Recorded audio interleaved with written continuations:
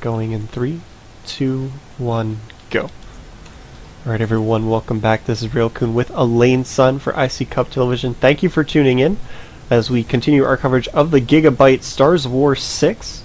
This is of course sponsored by the Gigabyte Killer series of motherboards.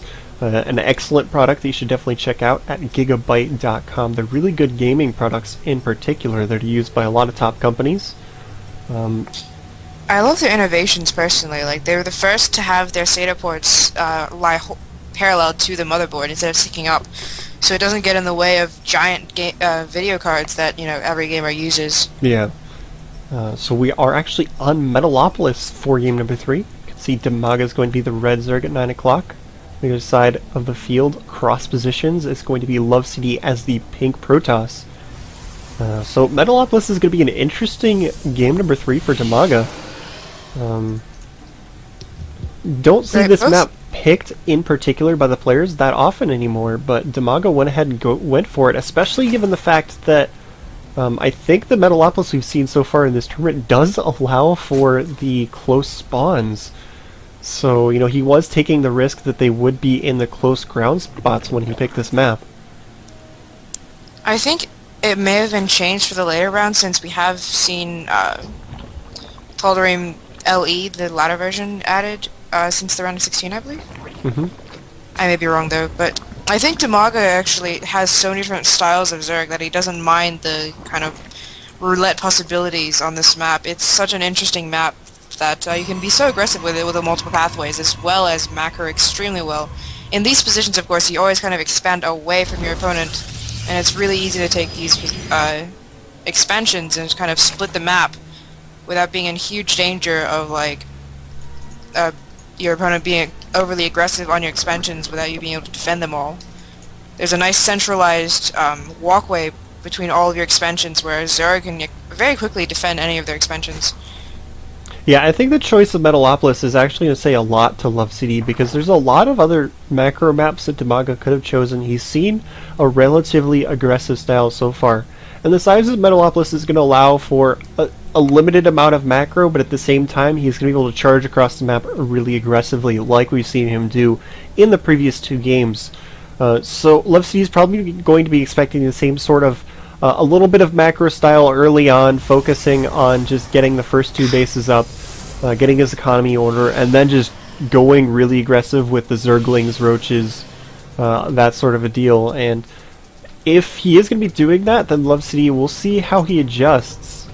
The Blink Stalker was a really good play for Xel'Naga in particular, because there's so many places you can blink on. Yeah, I think LoveCD is actually going for straight in for these positions. 1 gate expansion. He hasn't gotten his gas yet, and it's too late to get a gas if you're going to tech. So yeah, especially with the pylon on the low ground, he is going to go for that fast expansion. I wonder if Dimaga will go for the same decision again and try to take a third when he sees Protoss take his natural. Yeah, so I mean, this is relatively safe for LoveCD, like you're saying, and especially since he's seen that style from Dimaga. So he does drop the Nexus. Question is, when is Dimaga going to scout this? Because, like you said, once he does, he might be able to just drop that 3rd base really quickly once he does see it. I remember Idra was joking on State of the Game, or perhaps he was serious, that the infestor speed reduction is actually a buff so that infestors don't run ahead of your army all the time and get killed. Apparently it wasn't slow enough. I mean, it's actually a nerf if you have extremely good control, but it's a buff for anyone who doesn't really have the time to, or doesn't have the time and attention for doing perfect control and keeping those infestors back. I think he was serious, because if you look at it, the speed change isn't really that significant. It's actually rather hard to notice. The speed... Dimaga gets a run-in with speedlings, but the ramp is blocked. Yeah, he had to force field there to not let the Zerglings up the ramp, and that allowed him to get some free damage in on the Nexus. Really well done there by Dimaga, just applying the early pressure to LoveCD. Look at him coming forward, trying to pick away at that warp gate as well, seeing if LoveCD has any more force fields that he can make him burn. So well done there by Dimaga. This expansion is still going to be relatively safe, and as we look on the other side of the field, still no sign of a lair from Dimaga. He has another really quick evolution chamber, so is he going to go for those melee upgrades again? Yeah, there we go. We've been seeing him really focusing on these melee upgrades. And we'll see if he goes for, on this slightly bigger map, the same Ultra build from game number 1 that worked out for rather well for him. Right. Protoss, I don't know, I think Dimaga did a lot better when both players played Standard, but when they both kind of tried something crazy, with LoveCD getting the 16 Nexus, Dimaga really wasn't... I think maybe it's just that Blink Stalkers are extremely powerful. I mean, that's why we see ST Ace use them all the time in his PvZ as one of the best Protoss in the world.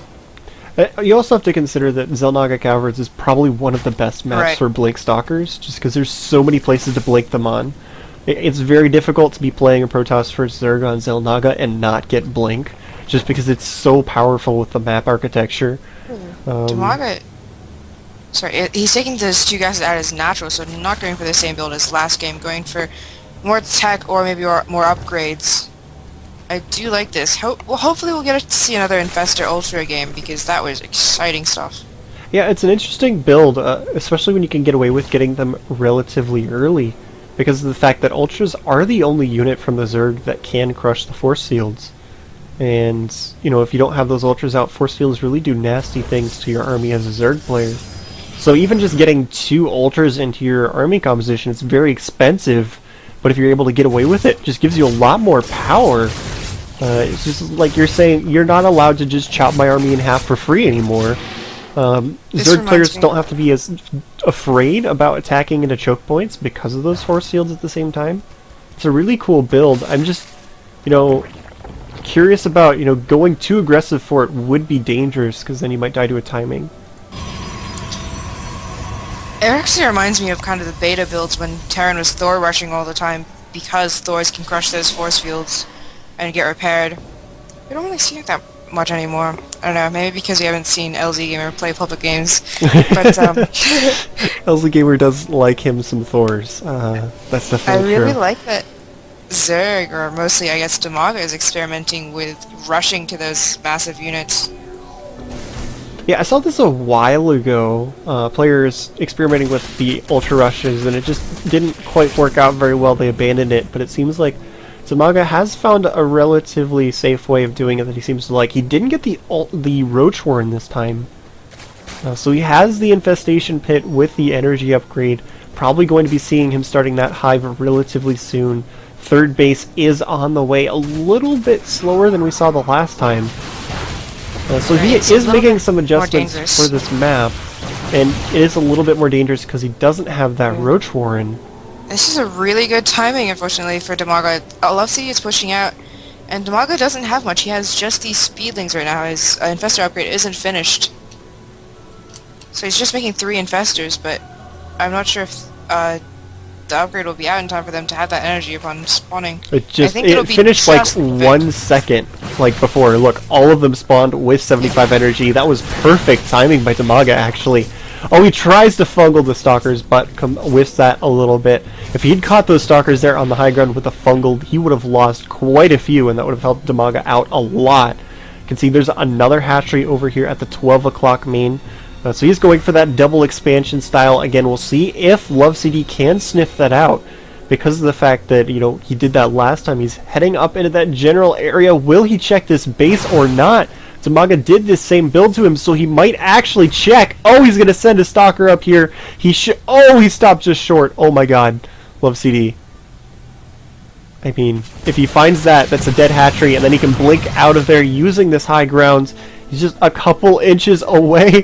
He still doesn't see it. Oh my god.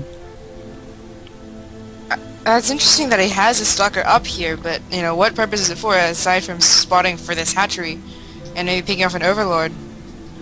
I mean, it looks like maybe he wanted to get a Stalker up here just in case he had to blink up the high ground because of those Zerglings at the third base, but he's just so ridiculously close to finding this hatchery and getting a free kill. If you look back to Dimaga's base, Hive is on the way, so it looks like he is going to be transitioning into that Ultra Tech a little bit slower this time, because switching into Ultras is rather risky. It requires a large number of resources, and it takes so long for them to finish. Dimaga actually going for Neural Parasite, really. I think the ultras are actually going to finish right around when like all of these 8 investors are sitting at around full energy, so we'll be able to make a push immediately and get some fantastic vulnerable growth stuff before Protoss could really build up any higher tech. Yeah. I mean, he has Templar Archives out right now, and he has a robotic facility pumping observers, but if he makes that push at a really nice time when those ultras just pop, he might be able to catch it with just Blink Stalkers, which Fungals will do nicely against without any Colossus or High Templar. He's not actually starting the Storm research, so we might be seeing another Archon composition into his build here. The Archons would actually help out a decent amount against those Ultralisks because they're not armored, they're just psionic and massive. The Stalker did find the 4th base, but he's now surrounded by 3 Spine Crawlers and Zerglings and a Queen.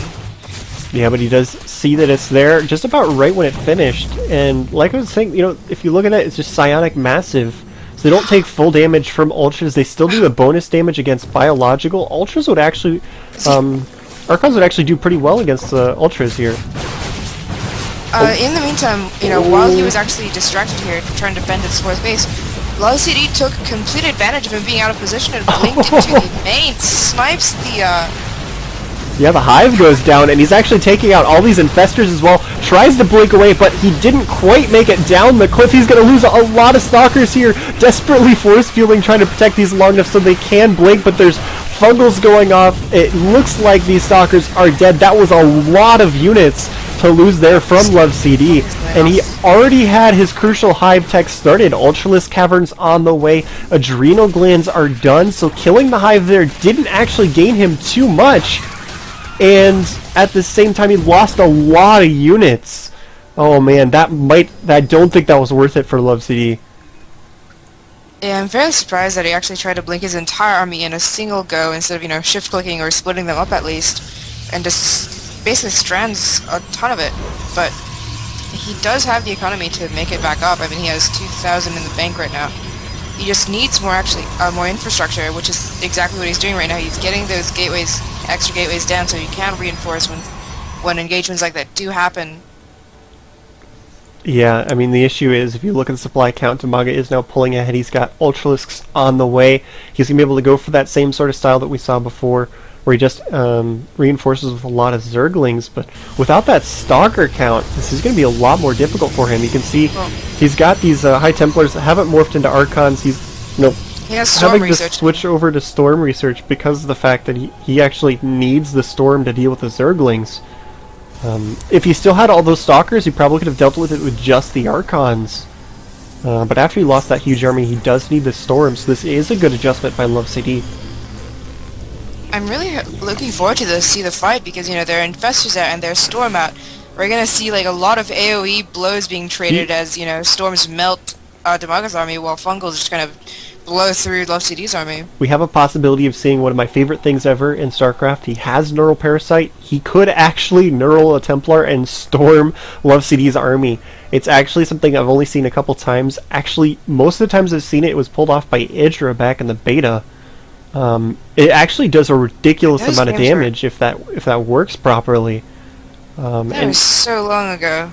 Yeah, it was a while ago, but I mean, look at his Infestor count. He's got a lot. He's got a ton of energy. If he can catch one of those Templars and storm LoveCD's army, that would work really, really well for him. Dimaga is moving out, catching LoveCD a little bit out of position, but oh, some pretty great storms going off, getting a lot of free Zerglings. Oh!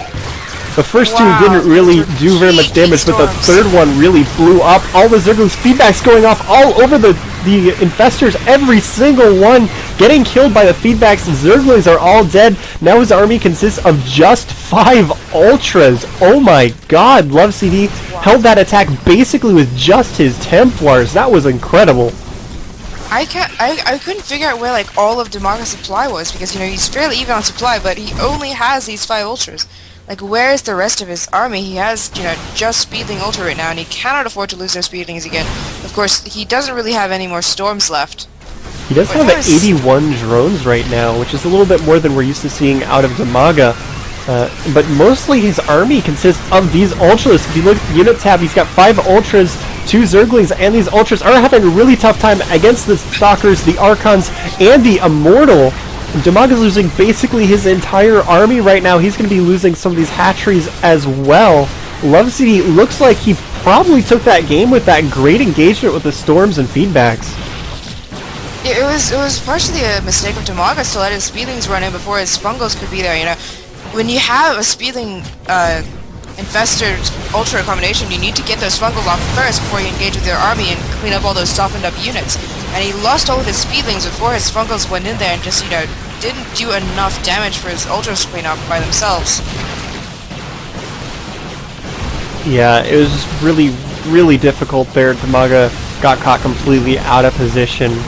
You can see he's desperately trying to hold this, but 2 of his bases are down. If we look at his drone count, he's now down to 65.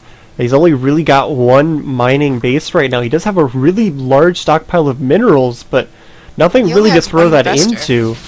Yeah. He doesn't have gas to produce more Infestors and Ultras, and he desperately needs Infestors right now. Yeah, he doesn't even have the tech to make roaches. If he could take that high mineral count and the little bit of gas just to make a large number of roaches with the Zerglings, and maybe the couple Ultras, he might be able to make a turnaround, but he doesn't have the tech available. He's making one last desperate attack with these Ultralisks, but the Immortal plus the Archon and the Blake is doing a good amount of damage. He is going to be able to out-micro these Ultras and take them all out. And now this other base is falling. Dimaga's down to just 1 mining base right now, and it looks like it's going to be falling in just a moment. There's the GG from Dimaga. LoveCD with the great comeback in this series. He got dominated in game 1, and then he looked like he was in trouble in game number 2, but he just completely turned it around and goes for the 2-1 over Dimaga. I feel like if he had engaged properly with that composition, we would have seen like one of the most epic fights of all time, but unfortunately he just... I think he may have had the entire army on a single control group, and the Speedlings just rushed ahead before his Infestors could do anything. And the weirdest thing was he had a storm and he ran his entire wall of Speedlings through it for the entire duration instead of going in the other direction. Yeah, there was a little bit of miscontrol, but really great play on LoveCD's part. A fantastic timing to transition into Storm instead of Archon play. Yeah, that was really well done there by him. You know, a good reaction of actually getting that Storm. He used those Templars very well. If you looked at that, all of those Infestors had so much energy, and I think he got 1 fungal cast in that fight. Like, all the rest of them just got taken out by the feedbacks. Well, he got a couple of fungals afterward, but once he had lost all of his Speedlings, there was just nothing to clean up the units that... Like, his fungals took down the shields, and there was nothing to clean up what was left, so they just kind of regenerated the shields and pushed on. Yeah, there was that one storm at the bottom of the ramp that killed about 50 Zerglings at the same time. It was just really great control by LoveCD and some poor control on the same time from Dimaga, just combined for like an epic storm. Those Templar kill counts, man.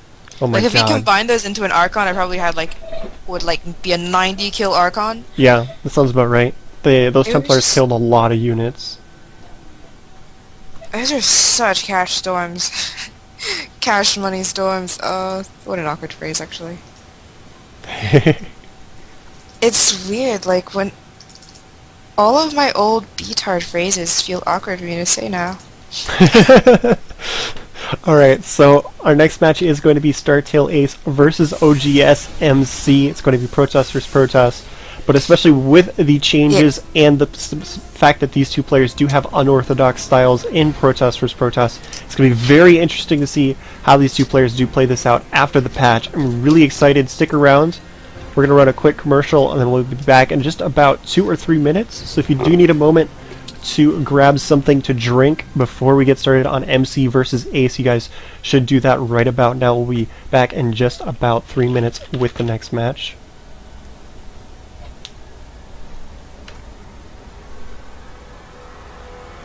People are wondering, like, I'm a B-tard, and I know a ton about motherboards, and I can rant about how much I love the clear CMOS button on my motherboard and how much time it saved. I used to, like, go in and reset my, settings with, you know, the little screwdriver on the 2 prongs trick with my little flashlight held in my mouth, trying to reset everything because I forgot my BIOS password because I'm an idiot. But then Gigabyte solved all of my problems, like... You know, but when SATA ports, SATA stands straight up, perpendicular to the motherboard, all of your cables get in the way of my jumbo giant, ridiculously awesome NVIDIA video cards. And then they put them horizontal, and everything just plugs in horizontally. It's so nice. That's like literally one of the reasons I bought a Gigabyte motherboard. Now everyone's copying their stuff and has their cute little buttons and their backup BIOS. Like there's two BIOS chips, so if you flash the wrong BIOS, you can just switch the backup and then flash it again. It's amazing. You guys should check out Gigabyte. They're Gigabyte.com. They're sponsoring this tournament. There is actually a reason why she's ranting about Gigabyte motherboards, besides the fact that she's a big Gigabyte fangirl. Like, yeah. It's more encouraged right now. I used to rant about Gigabyte all the time in the middle of a cast. But yeah, I love that they're sponsoring this tournament. I'm so happy to cast this. They're my favorite hardware company, other than like NVIDIA, of course. But I don't know. I feel like if like Asus was sponsoring this, I would feel differently about the entire tournament. Not really, but it's a fantastic tournament. I mean, this is like the oldest tournament in StarCraft 2 history. Yeah. Like, StarsWar was the very first tournament. It was before HDH. Yeah. Kind of a big deal. It was the very first tournament in StarCraft 2 that like was any decent size, and I'm sure you've still heard about it. You might not realize what it was because Tasteless, whenever he talks about playing Loner and losing to him, he's referring to the first StarsWar. He's told that story. When they were in China, etc., etc. Yeah, he tells that story a lot. And it is referenced to Gigabyte StarsWar, or StarsWar number 5. I don't know if Gigabyte sponsored that one. But they're sponsoring this one, and they're awesome for it. We are going to be getting started on MC versus Ace here in just a minute. So make sure you're ready. This should be an epic match because of the fact that these two players, their styles in PvP are so interesting, and after the patch, we're really excited to see what they've got for us. Of all this is like the PvP to end all PvPs. If you're a Protoss player and you want to learn how to play PvP, these guys are a little bit unorthodox, but they're literally the two best Protoss in the world two best Korean Protoss right now, which basically means that they could be the best Protoss in the world. The Zhao team might have something to say about that. Well, we haven't really seen Chinese players match up against everyone else quite as much, except in this tournament. It's really nice that we can see how the Chinese players compare to everyone else. But, I mean, highly considered, like, the best Protoss. Like, In Control was, like, I'm so excited for MC versus Ace, because that's, like, information goldmine for me. Like, if I'm gonna learn how to play PvP, it's from these two guys. Yeah. And, Ace, I've seen him do the Blink Stalkers a lot. He does like to hide buildings a lot. I've seen him go for proxy Stargates and PvP. Just go for a random Nexus hidden somewhere on the map. He's really into those mind games of messing with his opponent. So, he really goes for the super high level of play with the, tricking his opponent and messing with their head. So it's always entertaining to watch. And, like, if we look at the overlay here, we can see that Ace beat Sen and Sho to get here. MC actually took down Loner and Jinro. The MC Jinro match I was surprised. It was a complete walkover. Like, that's kind of how Jinro's been playing lately. Yeah. I don't know what happened. Like, he was just practicing so hard and doing so well, and then all of a sudden just kind of lost the ghost or something. I don't know. I mean, his games in up and down matches were, like, kind of depressing.